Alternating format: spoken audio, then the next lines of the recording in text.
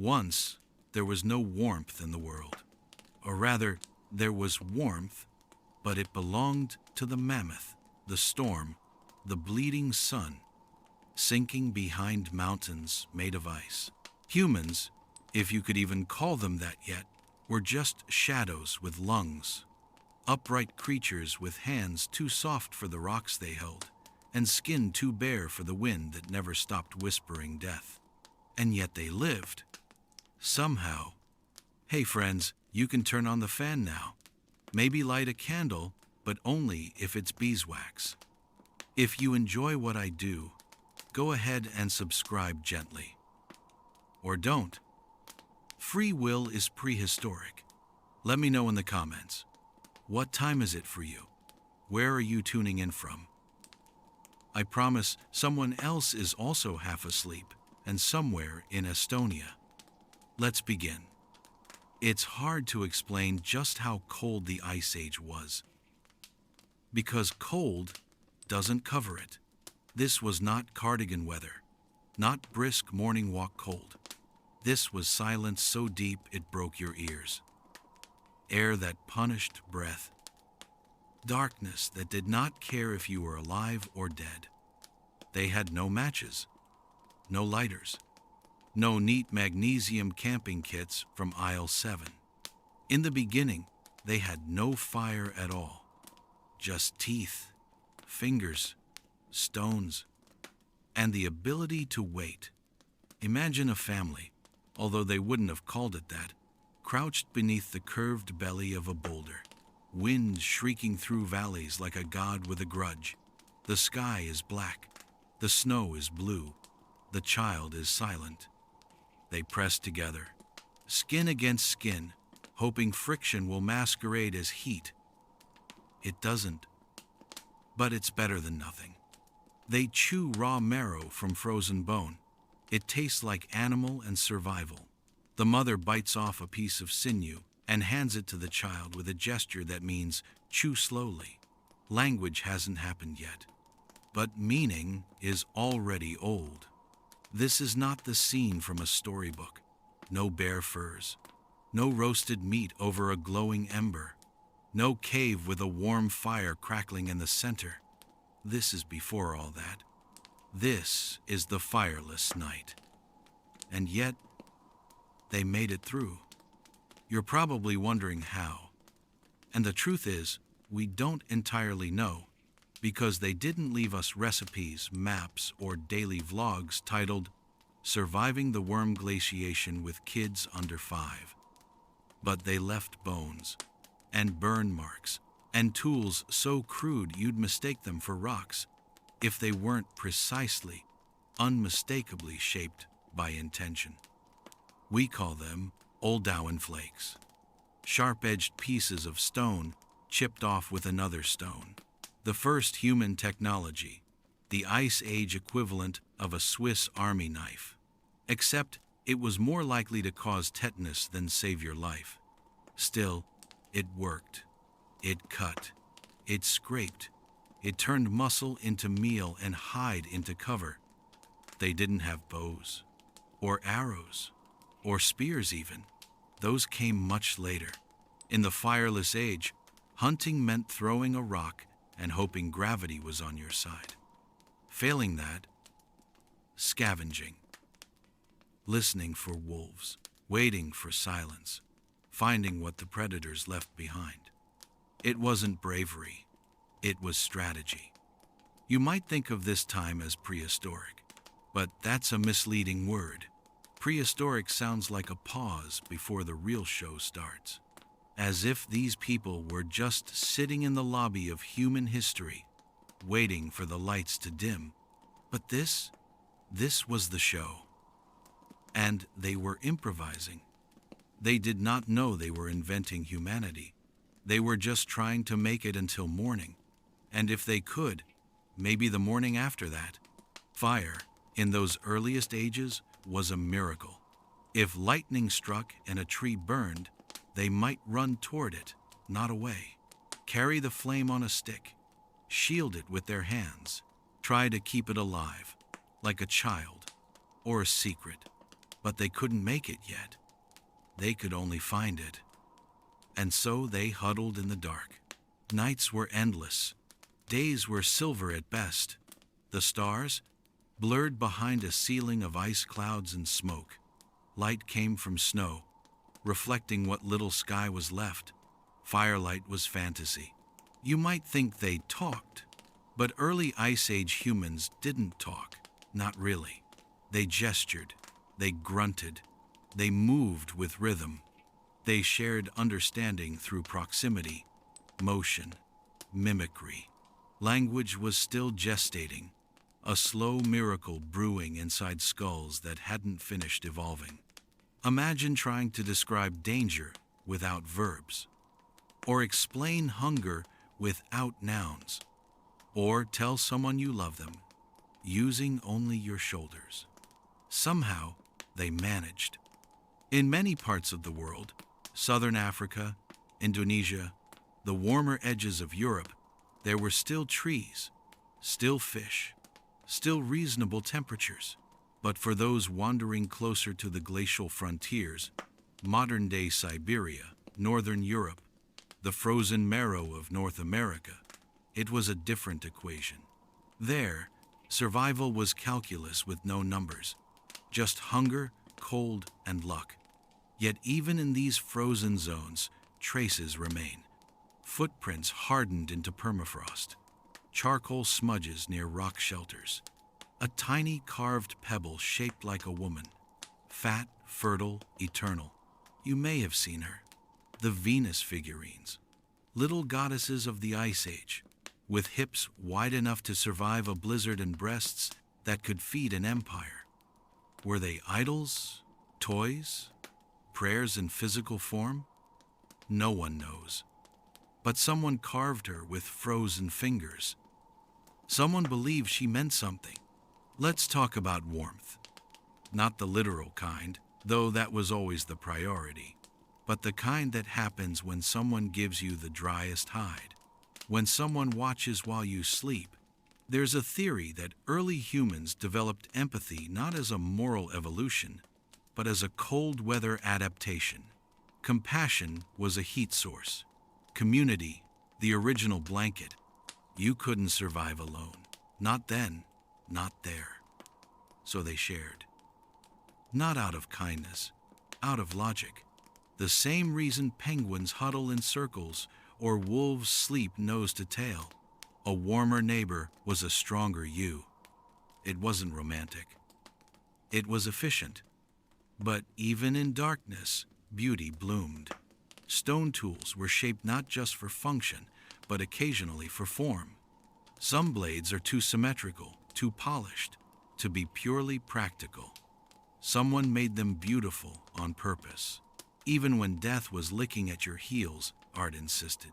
And yes, they laughed. That's the thing most people forget. Even in the Ice Age, someone slipped and fell.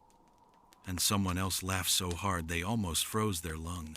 Soft humor survived before fire did. In time, they would learn to make sparks, to strike flint against pyrite, to coax flame from fungus and stone. But not yet. For now, they endured the unlit version of the world. No central heating, no sweaters, no coffee. Just guts and bone and a long cold night. And when dawn came, if it came, they didn't celebrate. They just stood up, rubbed snow from their knees, and walked, because they weren't waiting for a better age. They were too busy inventing it. Somewhere, in a forest that no longer exists, a man is wrapping himself in another man's enemy. That is to say, an animal. The pelt still stinks. The hide is still slick. There's a bit of something unmentionable tucked near the armpit, but it's warm, and that's enough. This is not fashion. It's survival. Forget tailoring. Forget leather working schools and Instagram influencers posing in artisanal elk. Skin hoodies. Early humans wore what they could kill, or what they could steal from something else that did the killing. And in a world where the air bit harder than any predator, warmth was not luxury. It was the only thing standing between you and the snow becoming your grave. You might picture Ice Age people wrapped head to toe in fur, gliding nobly across the tundra like prehistoric Jedi. But fur was not easy to come by.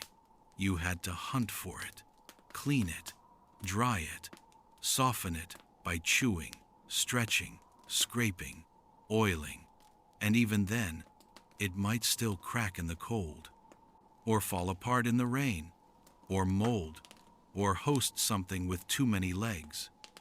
Still, they tried. The earliest known sewing needles date back over 40,000 years. Tiny, exquisite things carved from bone, with eyes so small you'd need excellent eyesight and better patience. Thread, animal sinew, strong, flexible, resistant to rot. In other words, the ancient version of dental floss. If your dentist also made parkas, they stitched hides together, layered pelts, tied them around ankles and wrists, stuffed moss into boots. Yes, moss. Not for fashion, for insulation. We say boots, but let's not romanticize it. Think more. Soggy lump tied to your foot with tendon. Think less. Uggs. Fat mattered too. Not the fat you wore, but the fat you carried. In a glacial climate, thin was dangerous. Gaunt meant gone soon. Your best chance at surviving the winter was a thick layer of subcutaneous stubbornness. Fat wasn't shameful. It was status. It meant you hadn't starved yet. Even today, the famous Venus figurines carved during the Ice Age depict women with exaggerated hips, bellies, and breasts. These weren't critiques. They were icons of fertility, warmth, resilience. The original winter goddesses. In cold times, love handles were life insurance. Let's talk temperature, because the Ice Age didn't just mean snow, it meant wild swings. Blizzards that turned midday to midnight. Winds sharp enough to flay skin. Frozen rivers hiding beneath deceptive layers of slush. There were warm seasons, yes, but warm is relative when your summer is 4 degrees Celsius and your bedroom is a cave. In some regions, permafrost sat just below the soil year-round. The air never truly softened, and even when it did, melting brought floods, rot, and new dangers. To dress for this climate, you didn't just need fur. You needed architecture for your body. Evidence from burial sites shows that some Ice Age people layered their clothing deliberately. Fur inward, hide outward. Some garments had cuffs, hoods, even closures made from bone toggles or ivory beads. You may have heard of the Yana rhinoceros horn site in Siberia. It's 31,000 years old. There, archaeologists found tailored clothing fragments, needles, ornaments, proof that these weren't just hairy scarecrows wandering through snowstorms. They had style, the kind born of survival, not vanity. Modern Inuit, Sami, and Nenets clothing echoes many of these ancient principles. Layered reindeer hide, sewn in boots, fur lining turned inward to trap warmth, careful cinching at wrists and waists to trap body heat. It's possible the ancient hunters of the Eurasian steppes figured it out long before they could name it. They just watched, noticed, adjusted, learned that fur on the inside warms, fur on the outside sheds snow. Trial and error, with death as the consequence for getting it wrong. There's something humbling about the idea that your outfit was once the final barrier between your lungs and the void.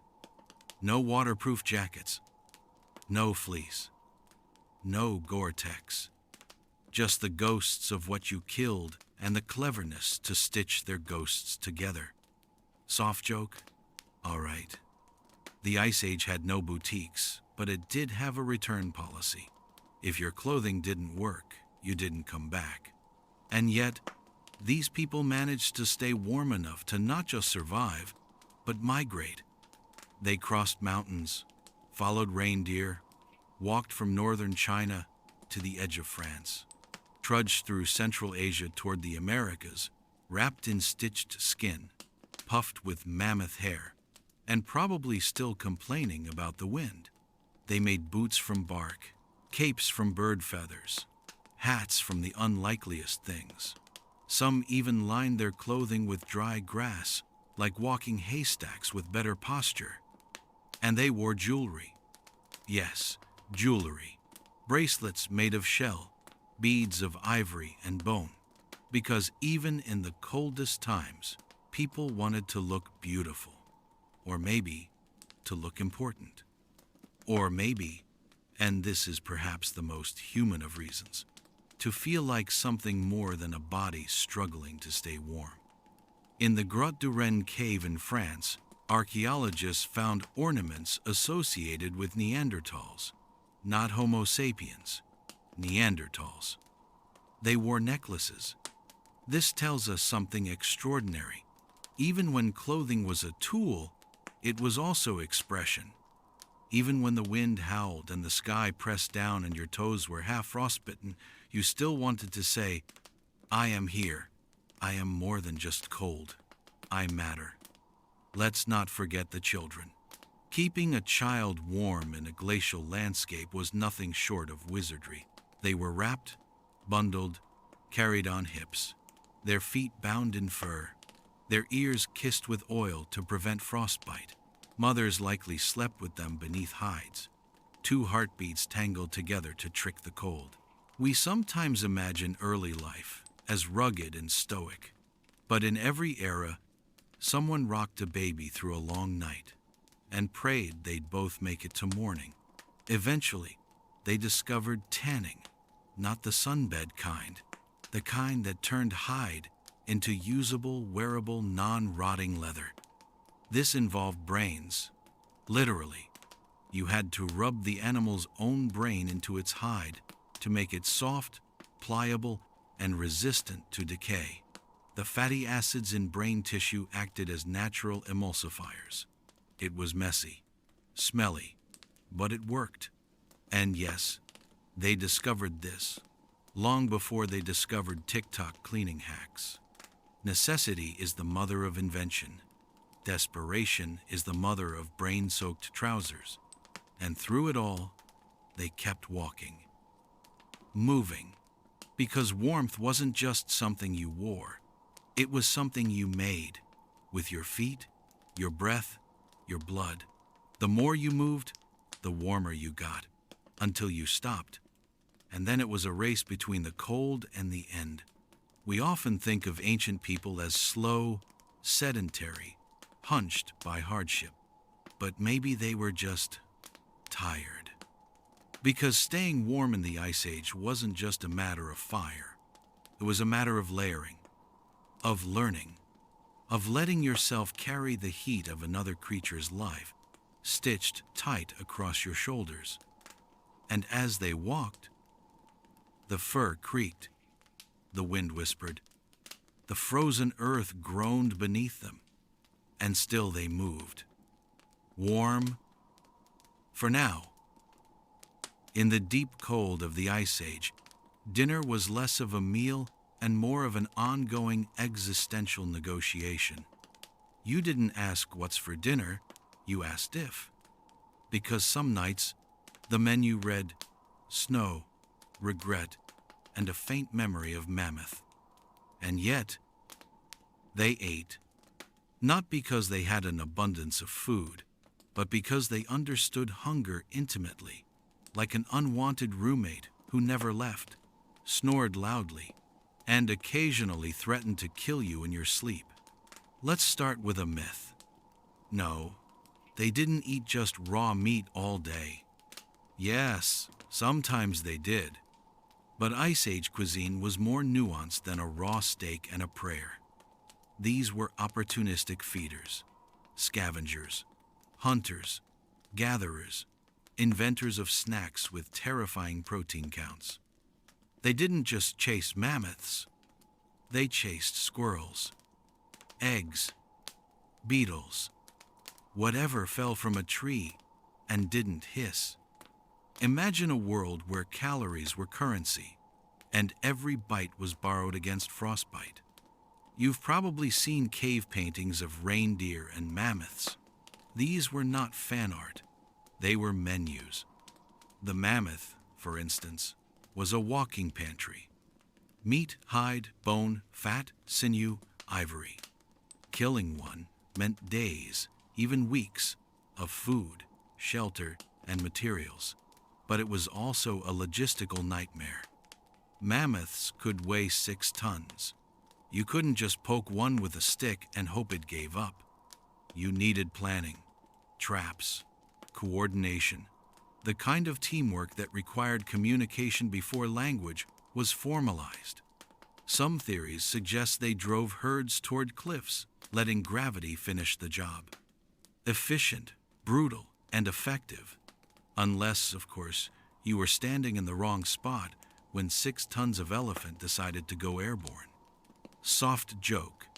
The first Ice Age health hazard wasn't cholesterol, it was falling mammoths. But they didn't eat meat all the time. In fact, many Ice Age diets were highly seasonal and heavily plant-based, when possible. They gathered nuts, roots, berries, edible leaves, chewed bark, sucked on bulbs, dug into frozen soil to find starchy treasures buried like culinary fossils. Cooking? That came later. In the early days, your options were raw, fermented, or still moving slightly. But fermentation was not always intentional. Sometimes things sat too long in a leather pouch, and when hunger outweighed caution, it became delicacy. Food safety? Not exactly FDA approved. If it didn't kill you, it was considered a success. Then there was ice, snow, slush, water in its most judgmental form. Drinking water wasn't as simple as finding a stream. Water froze, rivers vanished under sheets of treacherous glass. You could fall in, disappear, and never be seen again, except as a legend told by a cousin who inherited your boots. So they ate snow, melted ice in leather pouches, drank from cupped hands or hollowed bones. And yes, sometimes they ate ice, not because it was refreshing, because it was all they had. Cold water might chill the body dangerously, but thirst was quicker. Survival, like dining, was a compromise. Let's imagine a day in their digestive life. Morning, chew frozen sinew from last night's leftover kill. Drink a few gulps of melted snow. Regret the snow immediately. Midday, dig for tubers. Find bugs instead. Eat them anyway. Celebrate small victories. Evening, sneak up on a sleeping animal. Accidentally scare it off. Eat your disappointment. Night, lie still, stomach empty, listening for predators, and praying that something, anything, stumbles nearby and dies of natural causes. Repeat until spring. Some Paleolithic sites show signs of organized food sharing. Leftover bones arranged, tools set near hearths, marrow extracted methodically. This wasn't just random feasting. It was intentional, social, because food was not just fuel, it was ritual, reassurance. A small moment of warmth passed hand to hand. You didn't just eat, you were fed. And when your body is breaking down its own muscle for calories, that difference matters. Let's talk about tools. A sharp rock and a blunt rock. One for slicing, one for smashing. That was your kitchen set. They cracked bones open for marrow, scraped hides for fat, carved strips of meat to dry in the wind. Jerky, ancient. It might not have tasted like peppered teriyaki, but drying meat was a crucial preservation method. In places like Sunghir or Dolny Viestanis, we find complex hunting weapons from later periods. Spears tipped with bone, antler, flint. But in the early days, before even the spear thrower, it was closer to rock meat's skull. Not elegant, but functional. Modern comparisons? Imagine walking into your kitchen and finding it has been replaced by a tundra. Your fridge contains a dead vole and some moss. Your stove is a flat rock you hope will get hit by lightning. Your utensils are things you've sharpened with your teeth. Dinner is served, and still they innovated. Fire came. Eventually, once it did, digestion changed forever. Raw meat became roast. Toxic tubers became edible. And warmth, glorious warmth, was added to every bite.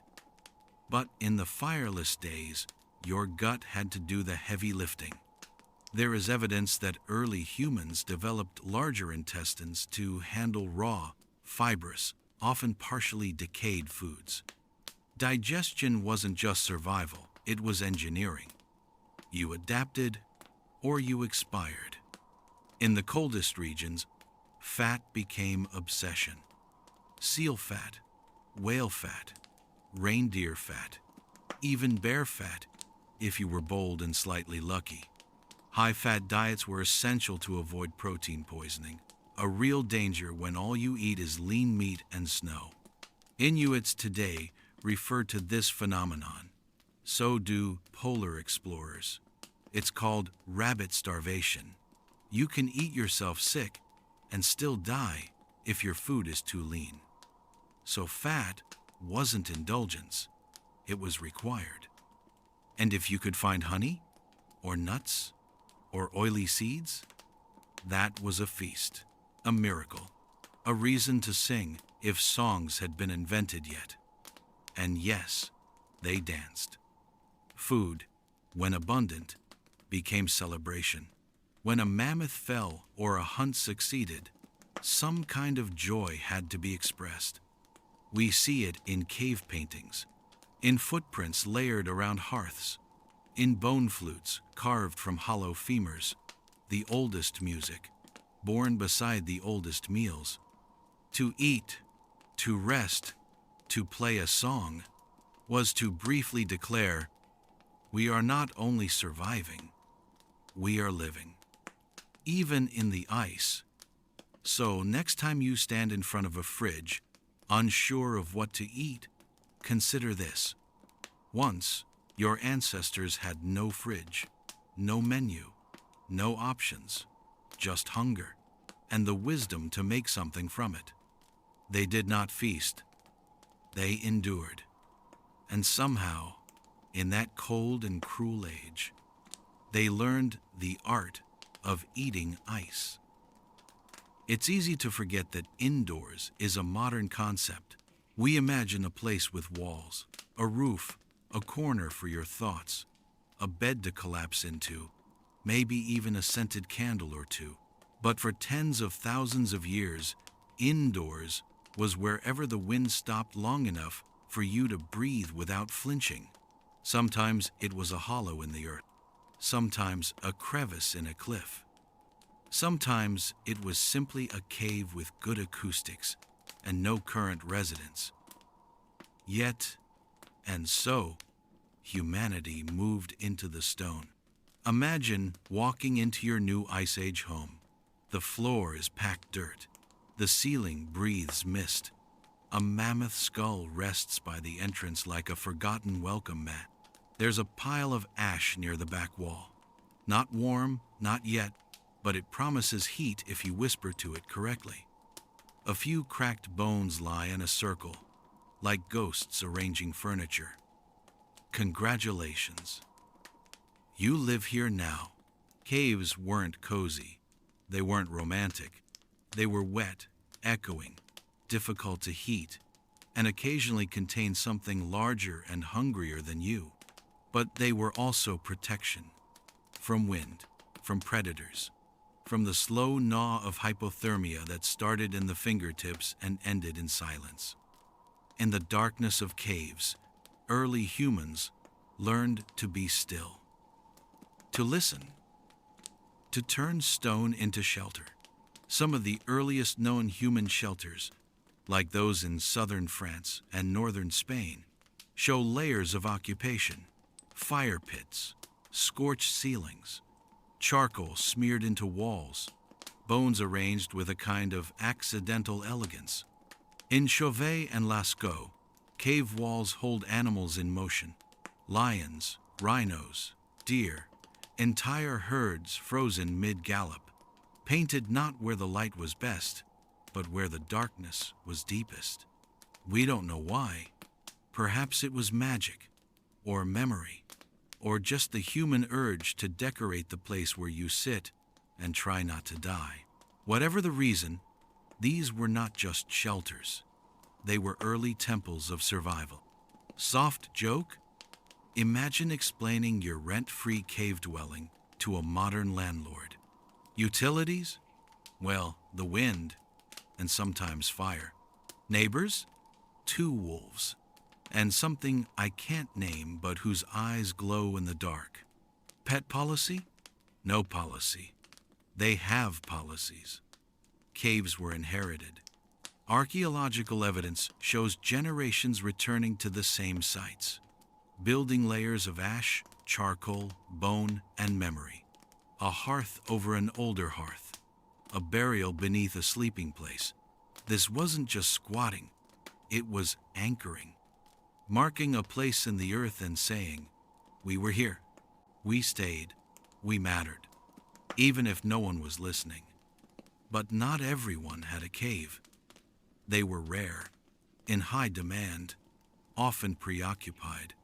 So many early humans made their own, not of stone, but of what was available: bone, hide, snow, branches, hope. In sites like Mezhirich in Ukraine, we found structures made entirely from mammoth bones, hundreds of them, arched into domes, rib cages bent into walls, tusks lined like doorways. This was not architecture in the way we think of it. This was survival turned sculpture, a house made from death to prevent it. Even the cracks in the bones were patched with clay, mud, moss. They say you can't build a home without a foundation. They did. The foundation was bone. The cold didn't care about your mortgage. So early homes had to fight the cold in every direction. They dug pits into the earth, used turf, bark, even ice itself as walls. They lined floors with animal skins, moss, dried grass, anything that gave a buffer between flesh and frozen dirt. The entrance was often low and narrow, not for design, for heat. Warm air rises. Cold air waits for an invitation. Keeping the entry small meant you stayed warmer inside. Barely. Some had windbreaks built of stone or wood, a kind of prehistoric foyer, if you will. And the roof? Whatever they could convince to stay up. Smoke management was experimental. Fires were built in the center. Roof holes sometimes let the smoke out. Other times it simply collected in a gentle gray layer above your head. If it got too thick, you ducked. If your eyes burned, that was the cost of warmth. There were no chimneys, just courage. Still, inside was better than outside. The wind outside screamed.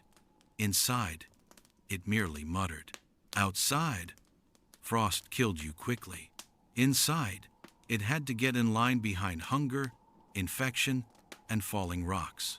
Yet the very act of staying inside, of building a place to return to, was revolutionary. It marked a shift from wandering to dwelling, from temporary existence to the beginning of home. And in these homes, something else was born. Family, not just as a biological unit, but as an emotional anchor, as a group of people you chose, or were stuck with, to warm the same space, share the same scraps, and hope for the same sunrise. In the cramped quarters of Ice Age dwellings, privacy was a myth. Arguments were whispered. Affection was obvious. You slept beside each other, ate with fingers from the same fire-roasted root, listened for the same predators, shared the same stories, or whatever passed for them before words. It was intimacy by necessity. But over time, it became intimacy by choice. Let's return to the bones. They litter these ancient shelters, cracked open for marrow, burned, gnawed, arranged, sometimes deliberately. A ring of bones here, a pile of skulls there. Were they spiritual, practical, a warning, a welcome? No one knows. But what we do know is this. Even in the bleakest shelters, there was a sense of meaning, a desire to mark space, to differentiate here from there, to say, this is ours.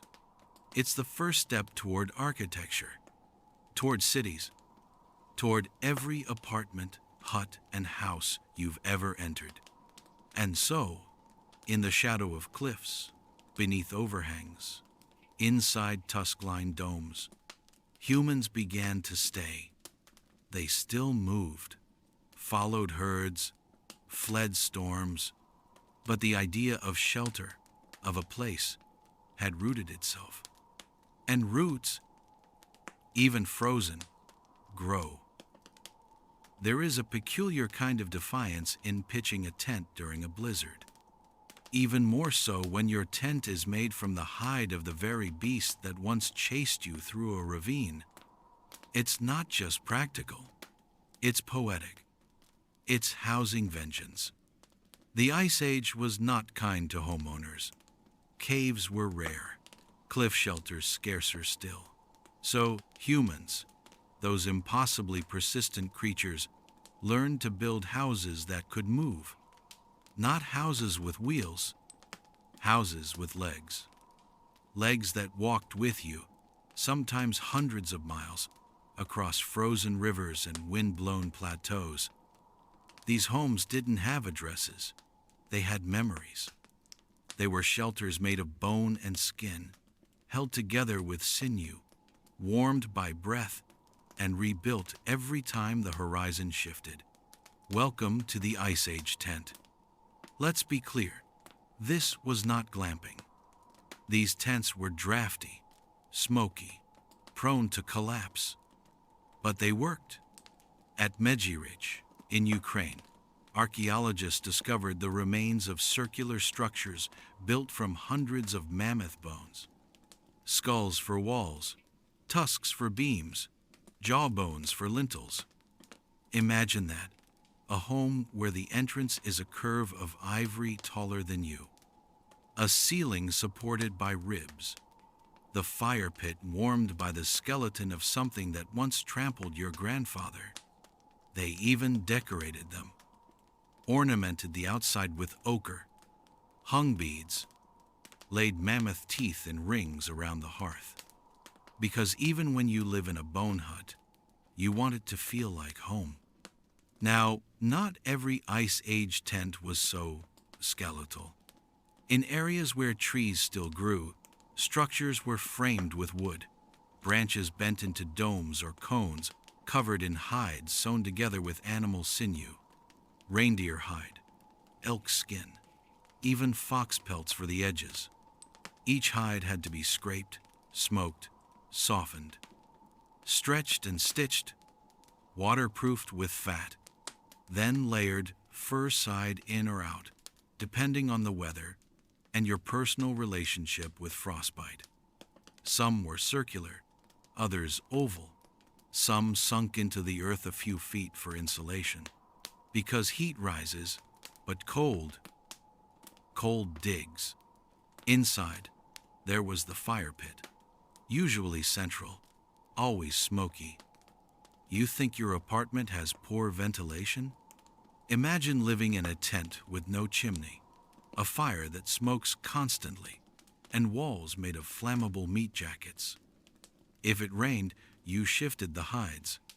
If it snowed, you packed it against the outside. Snow is an excellent insulator. In fact, in colder regions, they didn't just endure snow, they used it. Let's pause for an icy invention. The snow hut. Not the cartoon igloo, but something close. Temporary shelters built with packed snow, shaped by hand and instinct. You didn't need bricks. You needed patience and just the right powder. These weren't long-term homes. They were emergency nests, a place to wait out a blizzard, to survive the night, to whisper into the frozen dark just a little longer. Even today, Arctic communities build in snow. It insulates, muffles, preserves. Inside a well-built snow hut, the temperature can be 30 degrees warmer than outside, without a fire. Magic? Number. Physics. But Ice Age people figured it out without the math.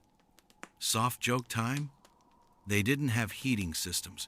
They had heating individuals. Body heat was currency. Proximity was strategy. If you slept close enough, you stayed warm. If not, you became scenery. Huddling wasn't just affection.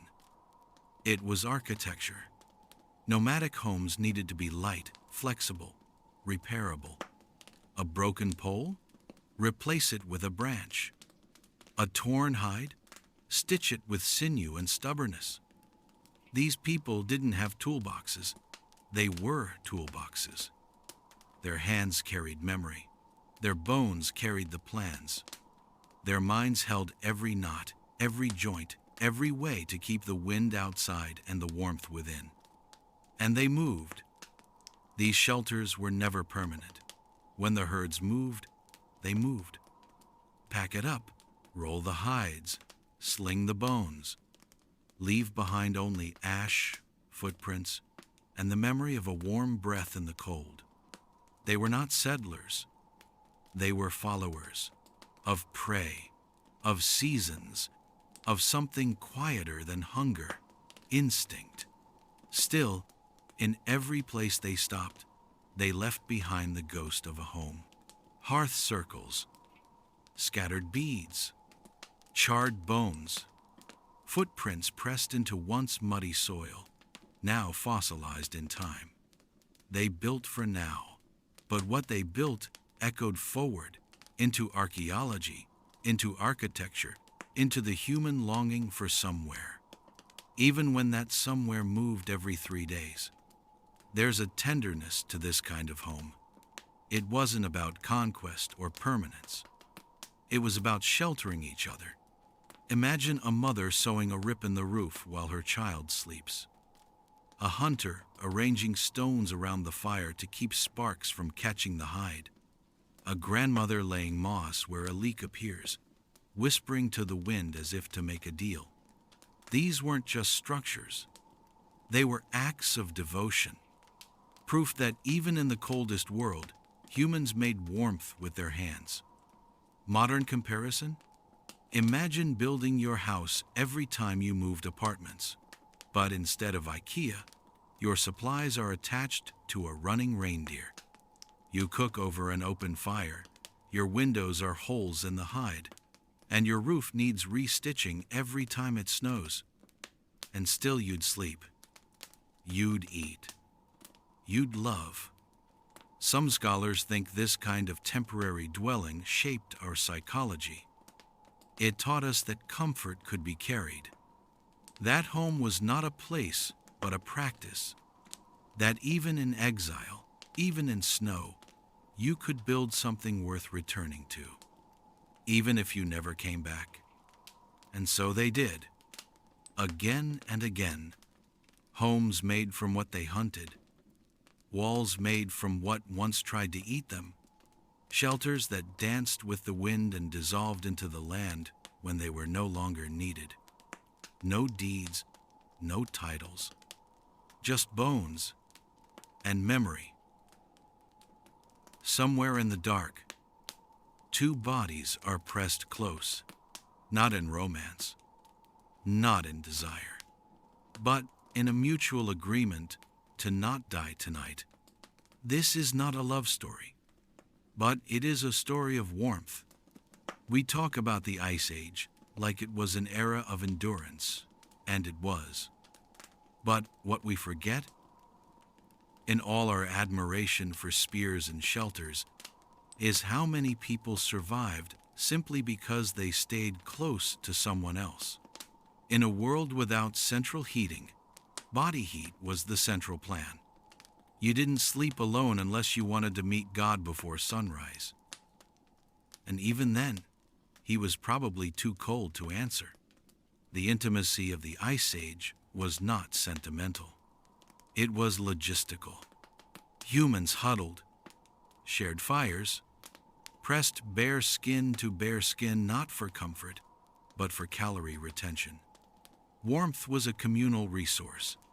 The smaller the group, the more precious each body became, not because of personality, but because of proximity to warmth. There's a theory in anthropology, not exactly elegant, but strangely poetic, that the need to huddle for heat shaped how we love, that the tenderness we show now, hand-holding, forehead touches, long sighs beneath blankets, began as thermal strategy. That kindness evolved from cold. It wasn't flowers and sonnets. It was, I need you alive so I can also be alive. And if that's not the start of every marriage, I don't know what is. Let's imagine it. A group of 10, crammed into a hide tent or a shallow rock alcove. There's a fire in the middle, but it's fickle. The wind keeps stealing it. You wrap yourself in fur, curl your legs in, and press your back into the person behind you. No one speaks. There's no need. The only language tonight is breath. Soft joke, the Ice Age didn't have personal space. It had personal temperatures. If you wanted boundaries, you had to move to a glacier, alone, and freeze. Infants survived because they were worn like satchels, swaddled against the chest, tucked beneath hides, cradled not in arms, but in armpits, chest folds, backs, wherever was warmest. Mothers and fathers took turns. Siblings rotated. One slept, one watched, one shivered. This wasn't parenting. It was preservation. And it worked. In burial sites from Dolny, Viestenice, Sunghir, and others, we find pairs buried together. Sometimes head to head, sometimes side by side. Some are children, some adults, always touching. We don't know if they died together, but we know they were placed that way intentionally, which means that even in death, the warmth of others mattered. There's a beautiful stillness in these sleeping arrangements. Anthropologists call it piling, a practical behavior. But listen to the word, piling. Not stacking, not arranging, piling. It evokes something messy, soft, a tumble of limbs, a blur of humans who stopped being individuals. The moment the cold came in, laughter was warmth too. You didn't joke to pass time. You joked to feel human, to stretch the silence, to soften the edge of another endless night. Imagine 3 people sitting on a mammoth hide. One mimes the way a deer ran into a tree that morning. The others laugh silently at first, then louder, until the whole tent shakes. And outside, the snow keeps falling, We sometimes paint early humans as solitary beasts, hunters brooding in the mist. But in truth, they were rarely alone. Solitude was deadly. Group meant warmth. Warmth meant life. Even strangers became kin if the wind was cruel enough. Modern comparison? Imagine living your entire life in a slumber party, except everyone smells like reindeer and the stakes are hypothermia. You sleep spooned with someone you've argued with. You wake up with someone's elbow in your ear. You eat beside the person who just picked your lice. But you're alive. And tomorrow, you might not be. So you scoot a little closer and stay. Children learned by watching, not from school, from proximity, from warmth. They watch the elder stitch fur, the uncle start a fire, the cousin pretend to be a bear for reasons unclear. These weren't lessons. They were temperature-dependent education. The closer you were to others, the more you learned, the more you felt, the longer you lasted. Some suggest that the first idea of home wasn't a place.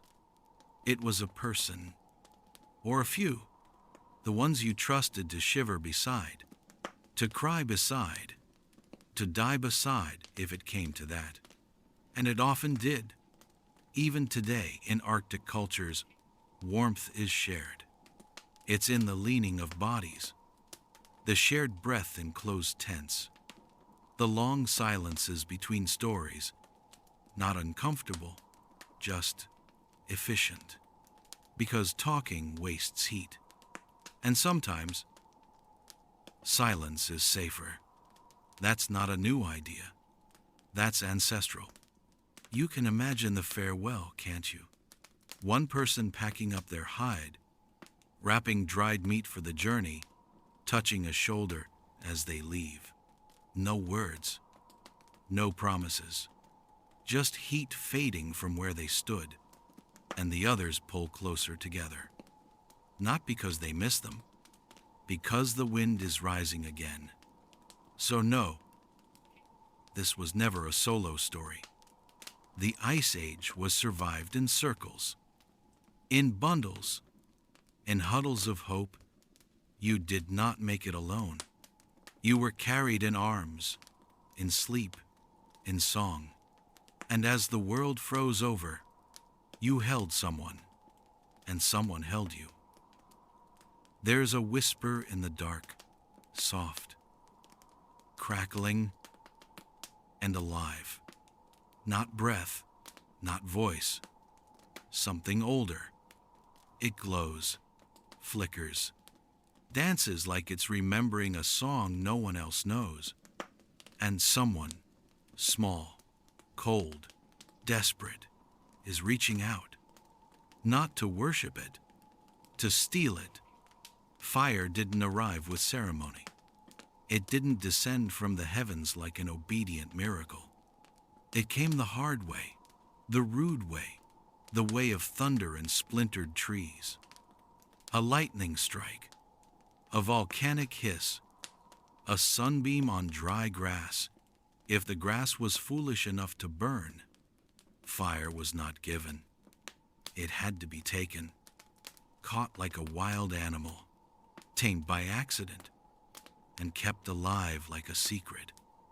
You have to imagine it. The first time they saw it, flames leaping from a broken tree, the ground hissing steam, smoke curling like a living thing. Some ran, some watched, but one, just one, picked up a burning branch, held it at arm's length, shook the ash from their lashes, and thought, this could be something. We don't know who that person was, but if we ever find their bones, we should build them a monument. Because holding fire back then was like babysitting a dragon with low self-esteem. It needed constant feeding, shelter from wind, careful coddling. And if it went out, you were back to waiting for the next storm. Eventually, someone figured it out. How to make it, not just borrow it. Flint, pyrite, spark, fuel, a handful of dried moss, maybe fungus, maybe crushed bark, 2 stones, a rhythm, hope, and one day, one glorious, improbable day, a spark landed where it needed to, and the world changed. Modern comparison? Imagine discovering the light bulb, but it's on fire. It tries to kill you, and it also cooks your dinner. That's fire. They called it sacred. Eventually, they built myths around it. Prometheus, Maui, Raven, Coyote, all fire thieves. Not inventors, thieves.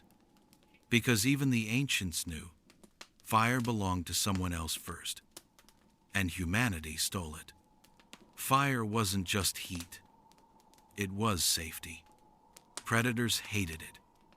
Insects fled it. Darkness parted like curtains when it arrived. You could sleep a little deeper, laugh a little louder, dry your clothes, your hair, your aching feet. It turned night into something less terrifying, almost beautiful, but it also burned. We find early graves near fire pits and signs of injury, collapsed shelters, singed bones, smoke inhalation long before anyone invented fire alarms. Because when you're learning to wield a god, you're going to get scorched. Still, it was worth it. With fire came food, not just meat, but transformation. Roasted root, boiled bone, fat that melted, grains that softened. Cooking unlocked calories, destroyed toxins, turned hours of chewing into something you could actually digest. Fire didn't just warm your hands. It shrank your gut. It grew your brain. It made you human. In the evenings, they gathered around it, not to speak, not yet, but to watch, to stare into something that flickered like thought. They passed bones, gnawed gristle, tapped stones, grunted meaning, and maybe, one night, someone laughed. The first fire joke. A smirk, a glance, an ember rising like applause.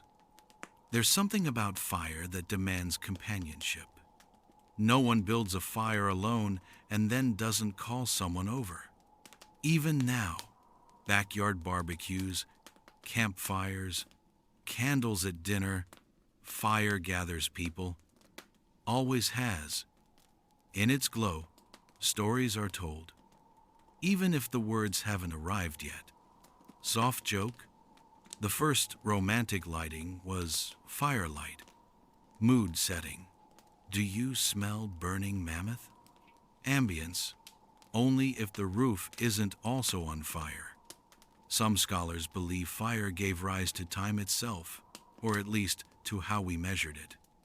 You fed it in intervals. You watched its life cycle. From spark to flame to ash, it burned predictably. It offered rhythm. And in a world of shifting sun and frozen uncertainty, rhythm was rare. But keeping it was the real art. You couldn't light it easily, not yet. So they carried embers. In bark, in shells, in hollow horns or dried moss bundles, a traveling flame, a whisper of warmth in your satchel, a promise.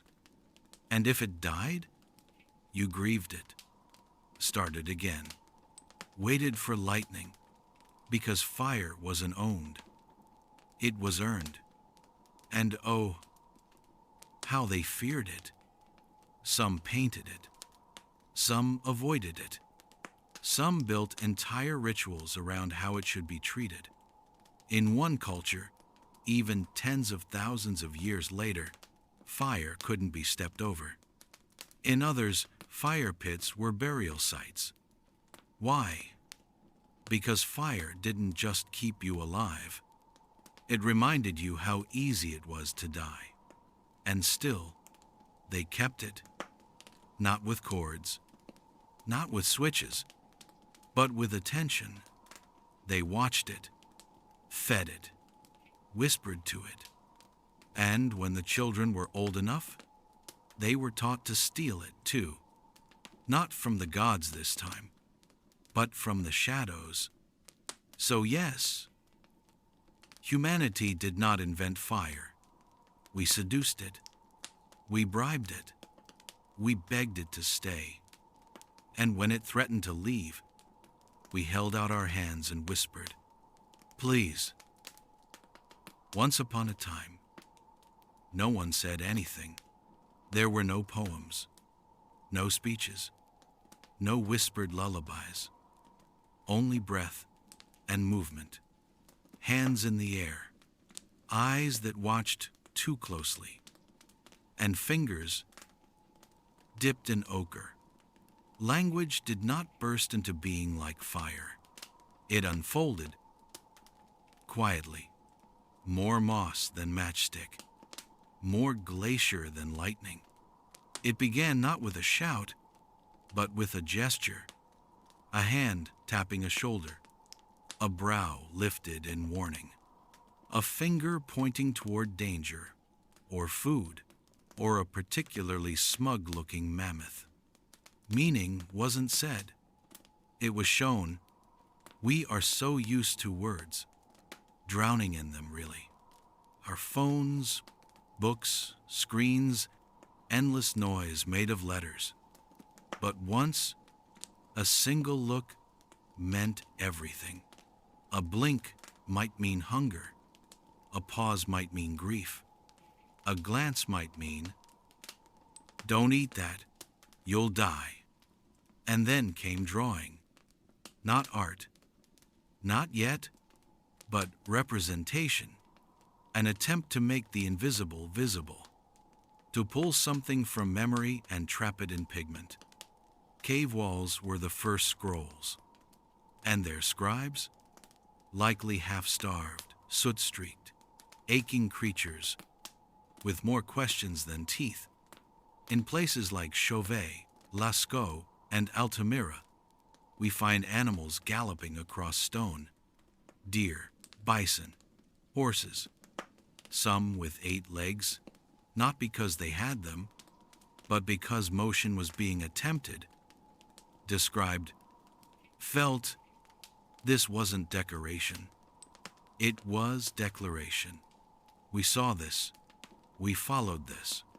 We remember. Sometimes there were handprints. Dozens. Left behind like signatures.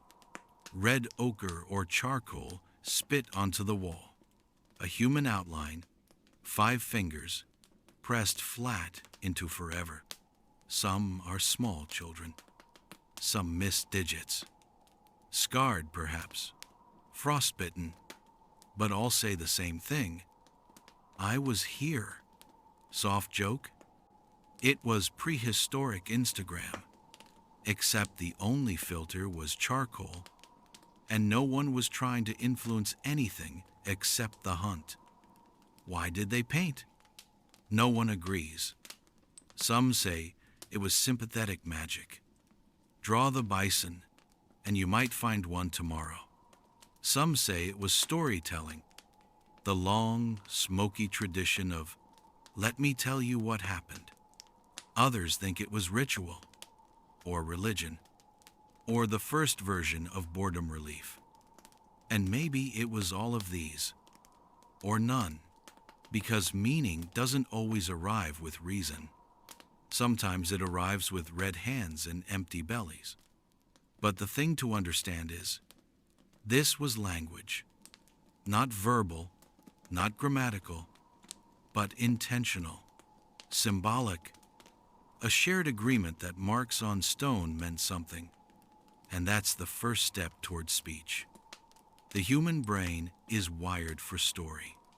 Even before it was wired for language, we see a pattern, we assign a cause. We feel emotion, we seek expression. So maybe someone saw blood in the snow and copied its shape. Maybe they saw an animal's tracks and began to replicate. Maybe they saw their own shadow and thought, I could keep this. From this came rhythm, body movement, dance. In some Ice Age burials, bones are arranged as if the dead were posed mid-motion. In others, flutes made of bird bone lie beside the grave, holes drilled, tuned, polished. Music. So before we spoke, we danced. We sang. We marked a body, a drum, a hand, a brush, a wall, a witness. Modern comparison? Think of texting with emojis only. Now take away the phone, the screen, the alphabet, and replace it with a stick, a cave, and 14,000 years of unspoken tension. You'd find a way. We always do. There's a handprint in Argentina's Cueva de las Manos. It's small, probably a teenager. It's surrounded by dozens of others, all the same. It looks like a chorus, like a family, like a crowd shouting without sound. You can't help but look at it and think, this is how it began. Not with a word, but with a hand. And slowly, sounds came. Grunts with meaning, groans of recognition, yips of warning, calls to gather, murmurs of comfort. And somewhere along the line, a syllable escaped. Then 2, then 20. And suddenly, there were words. But painting never left us. Even after speech arrived, humans kept painting. On walls, on bodies, on stone, on bone, because some things, grief, awe, love, hunger, are too big for words alone. You still need color and silence. So when you next see an Ice Age cave painting, don't ask what it means. Ask what it tried to mean, what it whispered in the dark, what the artist wanted to say, but didn't know how yet. That moment, that ache, is the birthplace of language. We did not learn to speak in order to communicate. We learned to speak because the silence was full, and we needed something, anything, to draw the feeling out. There was no such thing as 9 a.m. There was no Wednesday. No next week. No deadlines, no calendars, no birthdays. Time in the Ice Age was not told. It was felt, lived, guessed, and occasionally regretted. You knew it was morning when your eyes ached less. You knew it was night when your fingers stiffened. You knew it was winter when the air stopped forgiving you. Time was not a number. It was a sensation, and it rarely arrived on schedule. We tend to forget that clocks are recent, calendars even more so. But humans have always kept time. Us. Not with gears, but with shadows, with stomachs, with stars. Let's begin with the sun, our oldest metronome. Its rise meant possibility. Its fall meant risk. And the space between was all the life you were guaranteed that day. The sun told stories on the cave walls, angles of light shifting hour by hour, A spear cast in morning looked like a sword by evening. A handprint grew long, then vanished. You didn't check the time. You watched it stretch. And the moon? That distant eye, waxing, waning, marking the rhythm of tides. Cycles? Blood. Some cave etchings show clusters of dots, repeating patterns. Lunar counts, perhaps. A woman's calendar. A hunter's almanac. Not numbers, but intervals. Gaps. You didn't say, "It's been 28 days." You said, "The moon has bled and healed again." Seasons were less poetic, more brutal. Winter didn't arrive with a date. It arrived with silence, with birds gone, with leaves hissing into rot, with meat freezing before you finished chewing. Spring wasn't April. It was the smell of thaw, the return of flies, the squish of earth where ice once ruled. Summer wasn't vacation. It was survival on easy mode. Autumn, the cruelest, was a slow goodbye. Not from trees, but from light. So how did they count? With shadows, with repetition, with the creak of joints and the ache of knowing. They counted by how long it took to walk to the river. How many sleeps since the last fire? How far the sun moved between two branches? How tall the snow had grown on the mammoth skull outside. Time was local, bodily, subjective, and entirely accurate if you were paying attention. Soft joke? You think waiting for a text reply is bad. Try waiting for the sun to return in January and not knowing if it's ghosting you forever. In the Lascaux caves, there are rows of dots beside animal drawings. Some scholars believe they're not decorative. They're seasonal codes, telling when the herds returned, when the hunt was good, when the world briefly softened. Imagine that. Art as calendar, memory as survival. You couldn't write it down, so you carved it into walls. Not just for you, but for the next child to know when to hope. We think of time as fixed, linear, tidy, but in the Ice Age, time was circular. The seasons looped, the stars returned. The cold always came back. Everything was a cycle, except life. That was a line, a short one, drawn by time, then erased by it. And yet they marked it. They buried their dead with care, laid them in certain ways. Heads to the east, feet to the sunset, as if orientation mattered, as if direction could carry them across something else. You don't bother with ritual, unless you think time continues. Somehow. Modern comparison? Imagine life without numbers. You eat when hungry. You sleep when the stars say so. You measure age in winters, not candles. You don't retire.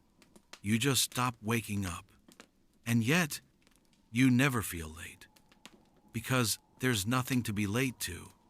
Only the slow, soft rhythm of weather, blood, fire, breath. Even now, some of this remains in us. Jet lag, seasonal sadness, the need to sit outside in silence after sunset, the strange way grief bends the hours. We still carry ancient clocks. They beat in our chests. They hum in our bones. They whisper, "It is time," even if we've forgotten what for.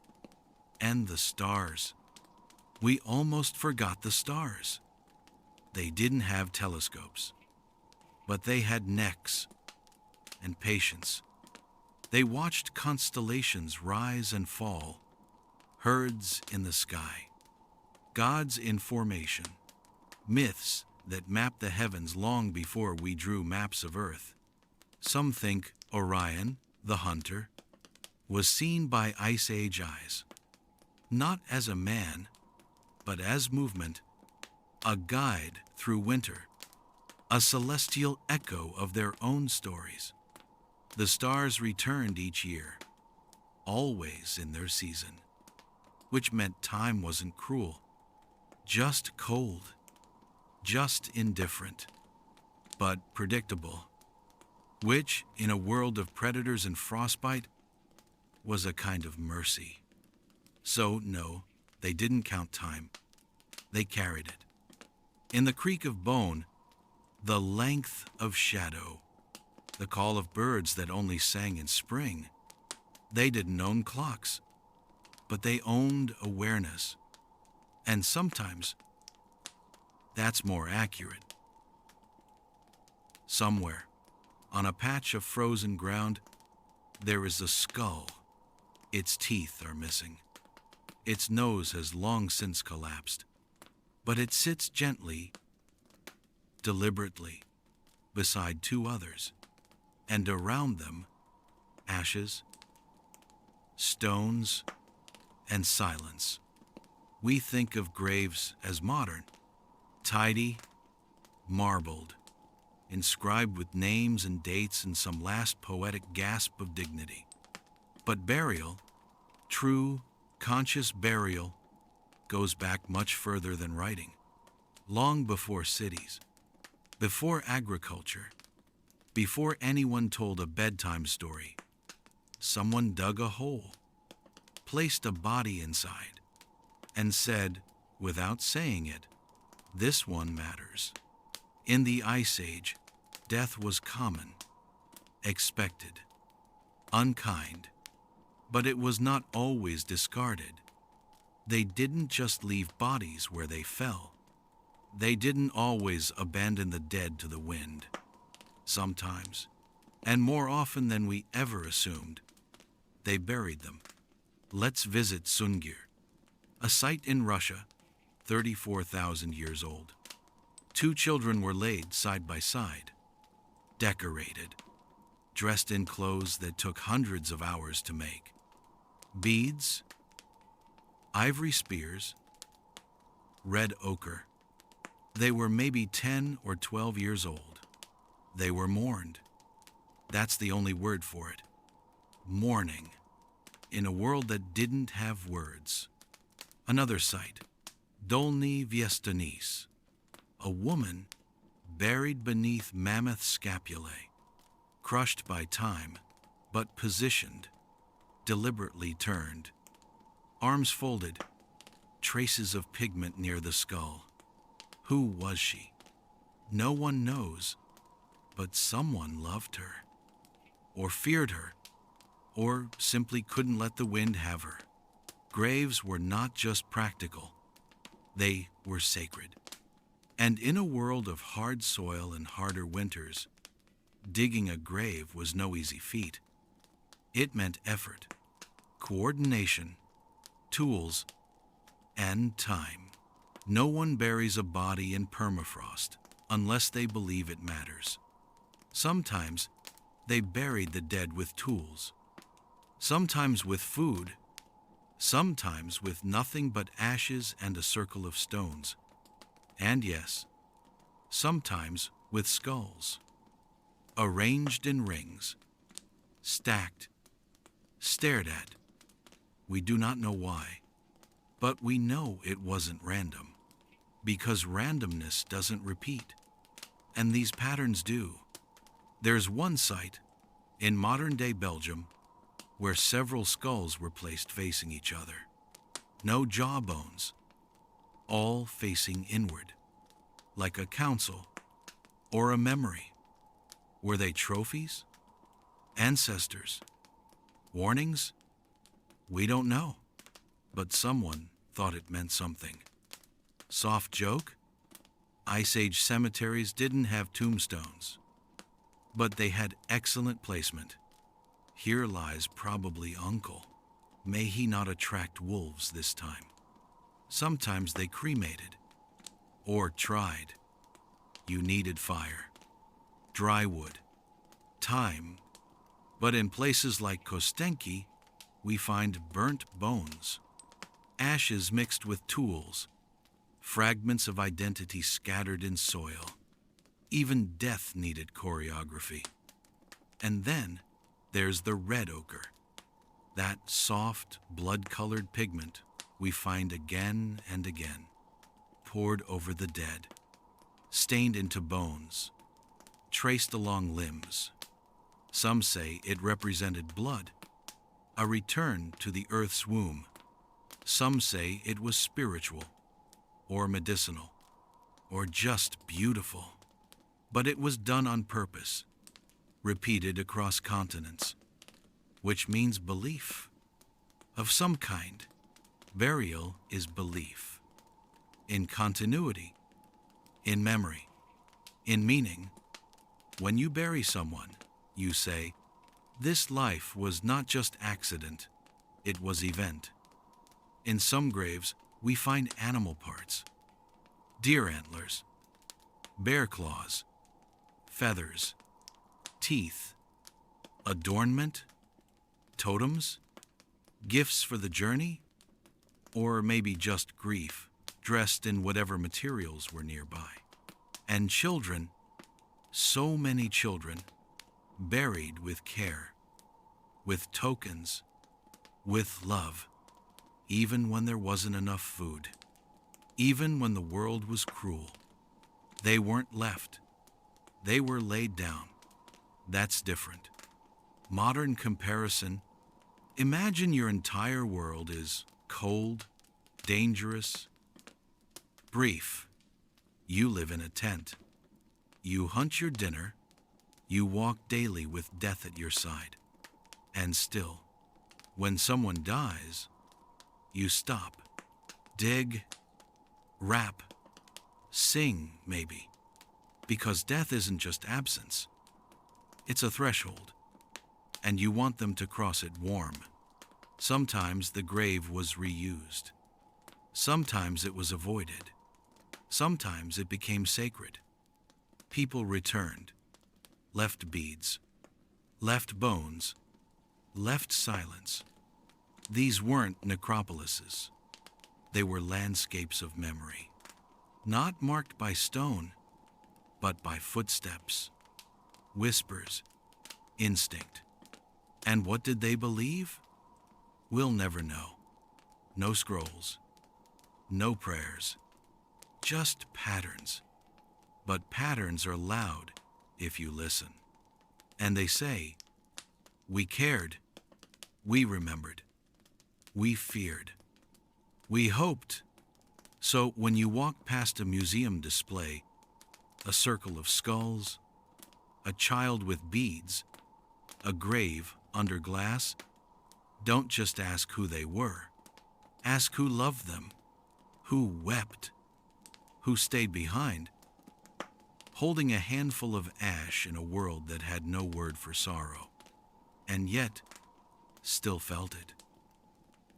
They are watching us, even now, eyes wide, legs coiled mid-run, horns curved like frozen thunder, 100 animals galloping across stone, trapped not by time, but by memory. In the depths of the Ice Age, there was art, but not the kind that sits in frames or wins prizes. This was art for the dark, for the belly of the earth, for the places where even fire hesitated. And in those places, they painted animals, not people, not gods, not faces, animals, and not just standing still, but moving, leaping, turning their heads, chasing invisible prey across the curves of cave walls. This was not a museum. It was a dream. Imagine a mind, 15,000 years ago, hollow with hunger, heavy with snow, crawling into a cave with soot on their fingers and a heart full of something unnamed. And instead of sleeping, they painted a bison. Not to decorate, not to impress, but because something in them needed that bison to be remembered, needed it to live again, not in flesh, but in shadow. Some scholars call it sympathetic magic. Paint the beast, then find the beast. Capture it in image, then in flesh, like a spell. But others think it was memory, or worship, or play. Soft joke? Maybe the first cave artist was just drawing what he saw, because storytelling at dinner had grown a bit competitive. Caught a fish? Nice, I brought down a mammoth. Oh yeah? I invented bison graffiti. But whatever the reason, it was always animals. Wolves, deer, lions, rhinos, bears, sometimes alone, sometimes in herds, sometimes pierced by spears, sometimes floating, untouched, untouchable. No plants, no landscapes, no sunsets. Just creatures, as if the human soul was made of hoofbeats and breath, as if drawing the animal was drawing the self. Modern comparison? Imagine if your entire inner life, your fears, your hopes, your prayers, had to be told through animal emojis on a stone wall, in a room that smells like smoke and echoes like a heartbeat. That was Ice Age communication. And it still feels more poetic than Twitter. There's a theory that the mind of early humans held animals not just as food, but as spirits, teachers, ghosts that walked beside them. The lion was not just danger, it was dignity. The deer was not just dinner, it was grace. To paint them was to honor them, to join them, and maybe to become them. In Chauvet Cave, some of the oldest known paintings on Earth sit in silence. So precise, so graceful, they almost breathe. A pair of rhinos butting heads, a horse mid-gallop, an owl drawn as if it blinked just seconds ago. These weren't doodles. They were meditations. You don't spend 4 hours in freezing darkness etching a lion's mane unless it means something. There are no handprints beside them, no signatures, but we know they were made by someone with vision. Not just eyesight, vision, the mind's eye, that place where we see what isn't there yet, that little theater behind the forehead where stories are staged. And in those minds, animals ran forever. There is something spiritual in this repetition. To draw a thing, again and again, antlers, haunch, hoof, is to love it. To become fluent in its shape. Art wasn't escape. It was immersion, a rehearsal for living. Sometimes they carved the animals into bone, antler, ivory, shaped, softened, polished with spit and stone, tiny horses, crouching lions, wolves mid-howl. Some were kept, some were buried, some we'll never understand, but all of them were tender. That's the word.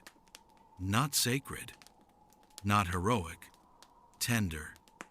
Why so many animals? Because that's what moved them, what fed them, what stalked them, what haunted their sleep. They didn't draw what was safe. They drew what mattered, and always in the dark, caves far from daylight, rooms with ceilings too low to stand, corners where only flickering torchlight could reach. Why? Because darkness makes things truer. Because in the dark, the bison breathes. Modern analogy? This was cinema. These were their stories, lit by firelight, told in paint, seen in silence. And just like now, someone probably cried. What they left behind wasn't just pigment. It was emotion, echoed through stone. You can stand in those caves now, 20,000 years later, and still feel it. That shiver, that breath, that invisible animal. Looking back, they had no words, but they had shapes. They had awe. They had the need to say, "This creature touched my world." And so they drew it, again and again, until the wall remembered it too. Crack a bone, and it sings. Not a song you can hum, not something you'll find on any playlist, but a quiet story, tucked inside the marrow, a whisper of how someone once lived, and how they did not. We often think of bones as empty, hollow, dusty leftovers, a reminder that we are temporary. But in the Ice Age, bones were anything but silent. They were tools, trophies, tokens, instruments, messages. Bones didn't just remain. They remembered, and were still learning to read them. Picture a single femur, long, cracked, and gnawed. It sits buried in soil for 15,000 years until a gloved hand lifts it into light. It has no voice, but it speaks anyway. Some bones are broken, clean cuts, purposeful, made by tools, not teeth. That tells us something. This wasn't an accident. It was butchery, or surgery, or ritual. A cut through a rib might mean hunger. A scrape across the skull might mean violence. A healed fracture? That means someone waited with you, fed you, watched you limp, and did not leave. Even broken bones carry the echo of care. There's a skeleton found in Shanidar Cave in modern Iraq. A man missing part of his arm, crushed skull, blind in one eye, disabled for years.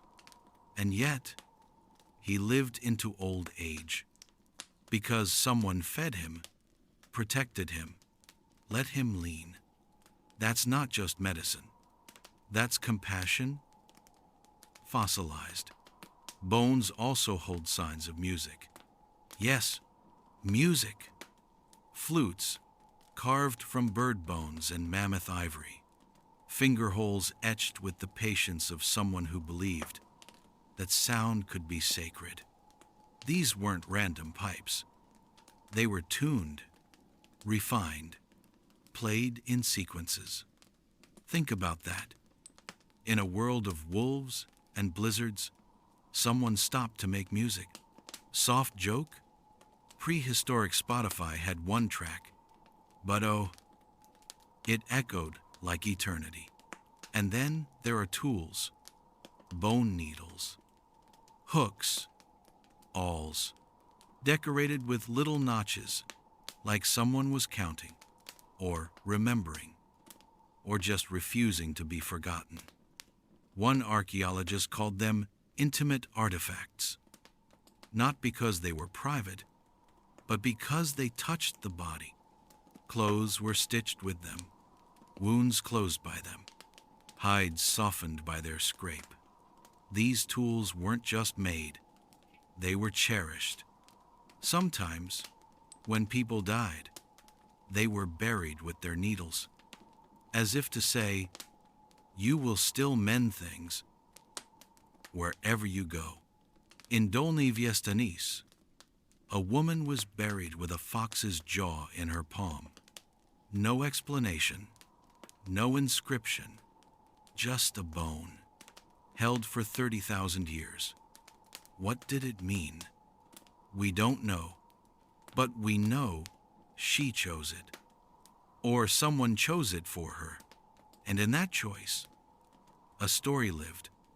Bones told stories before language. They carried experience in calcium. Harris lines on a tibia, starvation. Osteoarthritis in the spine, a lifetime of carrying, of moving, of labor. You didn't need a journal. Your body wrote its history into the bone. Modern comparison? Imagine your life being documented, not in photos, but in the texture of your skeleton. Your heartbreaks, your long walks, the time you fell from a tree at age 6, all etched into the scaffolding beneath your skin. Now, imagine someone 20,000 years from now, reading that like a diary. That's what we do with ancient bones, and they rarely disappoint. Let's talk medicine. There's evidence, not definitive, but persuasive, that some Ice Age communities practiced rudimentary healing. Teeth removed, wounds dressed, skulls trepanned, holes drilled into the bone, with tools that couldn't have been gentle. And yet, some survived it. Not all of it was brutal. Some injuries healed, which means care, which means waiting, which means someone saying, "You matter enough to be carried." And then, the decoration. Skulls carved with lines, pelvises etched with marks, jawbones worn smooth from handling. Not all bones were discarded. Some were kept, hung, painted, placed in patterns, in circles, in stacks, in altars, not for fear, for remembrance, because even then, they understood the difference between a dead body and a kept memory. Sometimes the dead were buried with other bones, not just their own. Bear paws, wolf skulls, reindeer antlers. Were these guardians? Spirits? Pets? Maybe all, maybe none. But when you lay someone to rest beside the bones of another creature, you're saying something. You're saying they were not alone. In some places, we find bones painted with red ochre. Not just the body, but the bones themselves. Long after the skin was gone, someone returned, touched what remained, colored it. You don't do that without emotion, or reverence, or love. And now, thousands of years later, we hold those bones in museums, behind glass, on tables, in boxes. We read them, with scans, with brushes, with awe. We call it science. But let's be honest, it's closer to divination. Modern analogy? Imagine a fortune teller with an X-ray machine. They don't read palms. They read pelvises.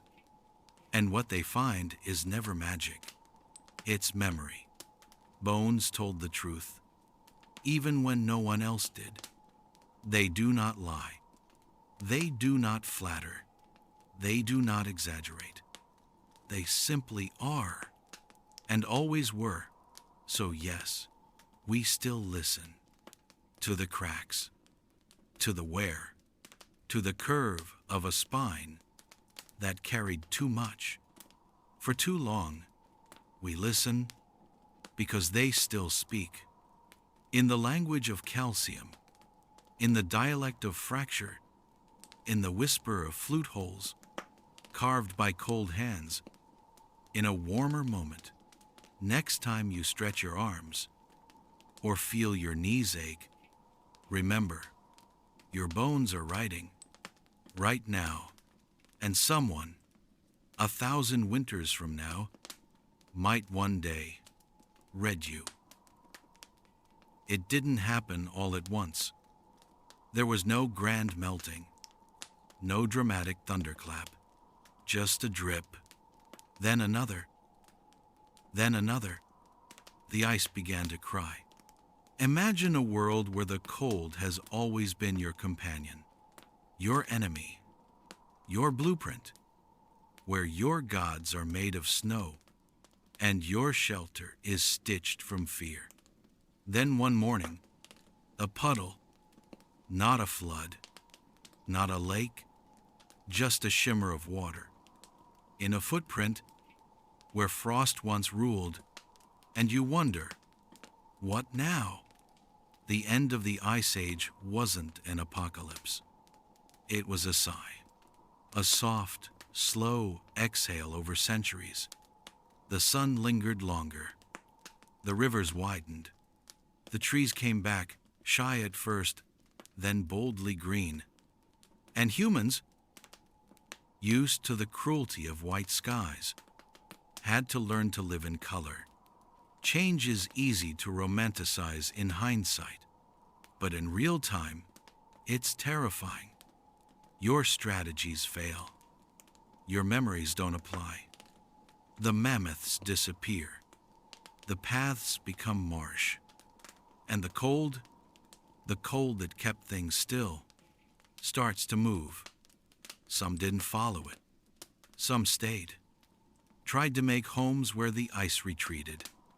Watched valleys fill with water. Watched reindeer vanish into memory. They planted seeds, maybe. Raised stones. Breathed in damp air that didn't taste like snow.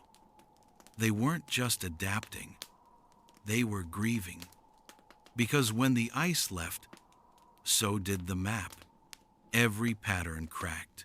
The familiar silences grew noisy. Birds, bugs, rivers giddy with thaw. And while the world bloomed, many hearts withered. Imagine walking through your mother's hunting ground and finding flowers where bones once lay. Imagine pointing toward the horizon and not knowing what season will come. Soft joke? Climate change has always been stressful. The difference is, back then, no one had a Twitter thread about it. Just mud. And questions. Some Ice Age peoples vanished completely. Not through extinction, but through transformation. Cultures unraveled. Languages faded. Stories died with the last hunter who remembered the shape of a mammoth's shadow. Others endured, but changed. They built canoes, fished more, settled near rivers, tried barley. They stopped chasing the cold and started feeding the soil. It wasn't progress. It was negotiation. And the animals? The great ones left. The woolly rhinos, the saber-tooths, the towering herds of mammoth. Gone. Not instantly, but steadily. And with them went an entire way of life. You don't just lose your prey. You lose your mythology. Bones still show up. From those final hunts. Tusk tips. Giant molars. Stone spearheads cracked by time. But they're rarer. Sparser. More like echoes than evidence. Proof not of survival, but of farewell. Modern comparison. Imagine every tool you've ever used. Car, phone, language, suddenly no longer works. Now imagine rebuilding from scratch, while the world gets wetter, louder, unfamiliar. That was the end of the Ice Age. It was spring, with teeth. In some places, humans moved northward, chasing the receding glaciers, like lost pilgrims. In others, they stayed and made peace with mud. The beginning of agriculture didn't start with genius. It started with desperation. When the mammoth doesn't return, you plant something and hope it grows. But they didn't forget. Rock art continued. Still animals, but now beside trees, rivers, people with baskets. The new stories weren't about survival. They were about change. How to carry memory without freezing it. Some caves were sealed up, deliberately, as if to say, this part of the world is over now. Let it rest. And still, the earth wept. Meltwater carved valleys. Glaciers collapsed with thunder. Oceans swallowed coastlines. Whole lands vanished beneath waves. Doggerland, Beringia, Atlantis maybe, if you believe such things. You could wake one morning and find the shoreline had moved, or find it was gone. That's the other truth of change. It takes, but it never asks first. Yet we're still here, because they stayed, adapted, moved, invented fire, and needles, and words, buried their dead, painted their gods, and when the world melted, they did not. Instead, they walked forward, with wet feet and warm hearts.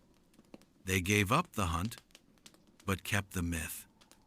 They planted grains, but still remembered the way hooves sounded on snow.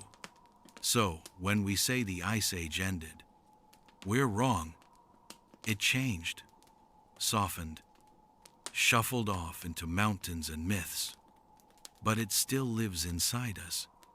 In every fire, every painting, every ache that warns a storm is coming. Because once, long ago, we were made of cold, and when the ice began to cry, we listened, and we answered. Most walked away, toward rivers, toward soil, toward whatever waited in the warm. But not all.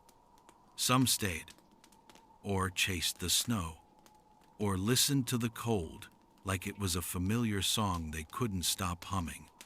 These were the last snow hunters, the ones who remembered when the world was sharper and chose not to forget. We don't talk about them much. History likes progress.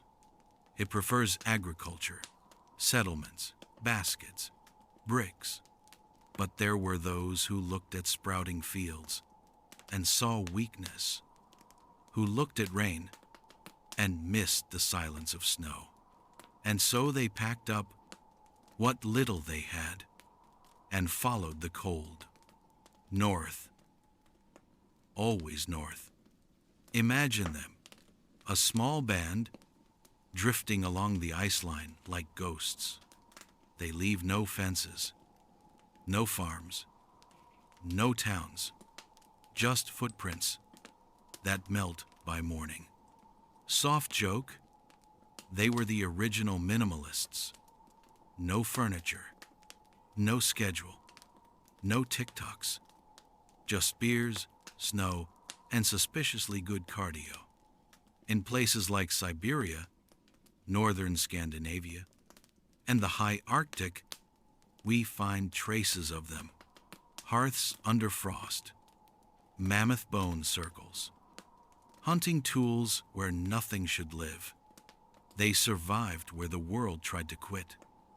But they weren't primitive. They were specialized.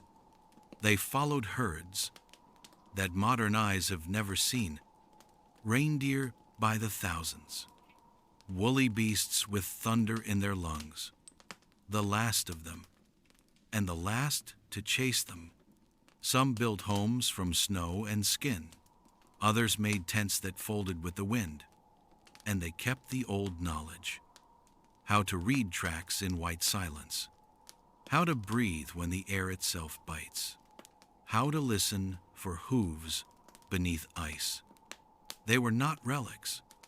They were revolutionaries, choosing memory over change, choosing movement over soil, choosing silence over songbirds. And maybe, just maybe, they thought the rest of us were the strange ones. Because in every warm village, the cold became a story. The Ice Age turned into myth. The hunters became ancestors, and the last snow walkers became cautionary tales. Don't go too far north. They say people still live there. They wear the bones of wolves. There's a carving, small, delicate, ivory, a figure with long limbs, and a mask shaped like a deer. We don't know if it was a person, or a spirit, or something in between, but it feels like a bridge between what we became and what we left behind. Modern comparison? Imagine a friend who refuses smartphones, still reads maps, writes letters, sleeps in a tent. Now imagine they do that because the sun feels too loud. That's the energy of the last snow hunters. And they didn't just fade, they inspired. Whispers of them show up in later cultures: the reindeer herders, the myth weavers, the ones who still paint animals long after agriculture had erased their names. We call them lost. But perhaps they were keeping something we lost: a way of being, of walking with the world instead of shaping it, of trusting the rhythm of hooves over the tick of a clock. Some even say they became the source of our oldest stories: the forest spirits, the icemen, the winter gods with too many names and not enough proof. You find them in fairy tales, in legends, in the half-frozen margins of ancient maps. Here be hunters. But time, as always, was not gentle. The snow receded, the herds dwindled, and even the last of the snow chasers had to pause. Maybe they stayed too long. Maybe they grew old watching the ice leave without them. Maybe they looked up one morning, saw a forest where there had been none, and understood that their world was finally over. And still, they walked, with fur stitched over bones, and bones stitched with memory, with eyes that squinted at brightness, with hands too steady for farming, with dreams full of thunderous hooves, and the clean smell of snow. We don't know their names, but their silence lingers. In the wind, in the stories our grandparents never quite remember, in the way we sometimes stare out of warm windows and crave a colder horizon. So next time you feel the snow fall quiet around you, listen. That hush you hear might be footsteps. The last snow hunters. They never really left. They just walked far enough to become legend. The ice melted. The mammoths died. The hunters left no names. But not everything vanished. Some things stayed. Quiet things. Strange things. Things still whispering in our blood. You feel it, don't you? On winter mornings, when your fingers tremble before your thoughts catch up, when you seek the corner of the blanket that holds the heat, when you sit beside a fire, even though there's central heating, that's not habit. That's memory, old memory, from a time when survival meant proximity to warmth, and proximity meant trust.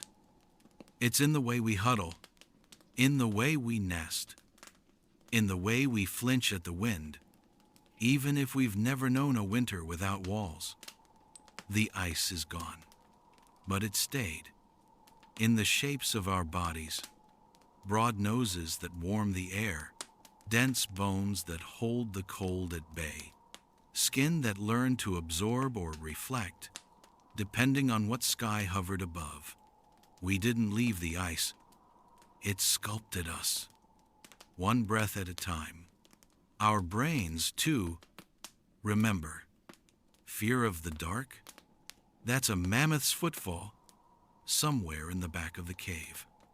Startle response? That's the branch breaking. In the woods your ancestors once crept through, barefoot and desperate. Even the lullaby, this is a soft hum, a low rhythm, is nothing but the sound of a parent trying to mimic the wind. Without the cold, soft joke? Evolution never quite updated the firmware. We still carry Ice Age 1.0 now with Wi-Fi, but the same survival scripts. We hoard, we bundle, we stock the freezer for a winter that may never come, but once did, and once was enough. Our stories remember too. Every tale of fire stolen, every god of the mountain, every hero who crosses the snow to bring something back. These aren't just metaphors. They're fossils of thought. You don't write a story about fire saving the world unless once it did. In modern dreams, cold still symbolizes loss, isolation, the unknown. Snow is silence. Ice is grief. But warmth is always salvation, a rescue, a return. We crave fire even when we no longer need it. And sometimes, you'll notice, people gather in circles, even in meetings, even online. Why? Because for tens of thousands of years, the safest shape was a circle around a flame. We haven't forgotten. We've just repurposed. Modern comparison? Imagine you live in a high-rise apartment with every amenity. You're warm, you're safe, but a storm knocks out power. And suddenly, you gather candles, wrap yourself in layers, text your friends to check in. That's not just modern preparedness. That's ancient choreography. Your bones remember the dark. Your nerves remember the cold. Your instincts rehearse the ice in every emergency. But not all of it is fear. There's beauty in what we kept, in the way we stare at the stars, still naming constellations shaped like deer and lions, in the way we trace spirals on our notebooks, the same pattern carved into mammoth ivory, in the way we still sit around fires to tell stories, even when screens can do the same, because a screen doesn't glow the right way. Only flame does. Some cultures never let it go. The reindeer herders of Siberia, the Inuit of the Arctic, the Sami of the North. They still wear the cold like a second language, still follow herds, still read the sky like a book we forgot to finish. They remind us that adaptation is not forgetting. It is carrying, and in a way, we all carry. You, sitting now, wrapped in comfort, listening to a story from a time before stories. You are the continuation, the last line in a sentence that began when someone crouched beside a flickering branch and said nothing because language hadn't arrived yet. But still, they felt something. They survived something. And now, you feel it too. The ice stayed in our metaphors. Cold shoulder, frozen with fear. breaking the ice, heart of stone, but it also stayed in our warmth, warm wishes, warm embrace. Come in from the cold. We've been negotiating the temperature of being human ever since. And maybe that's what it means to be us. To be the ones who survived the cold, but never stopped lighting fires. To be made of memory, and moss, and mystery. To be part snow, part soot, part story.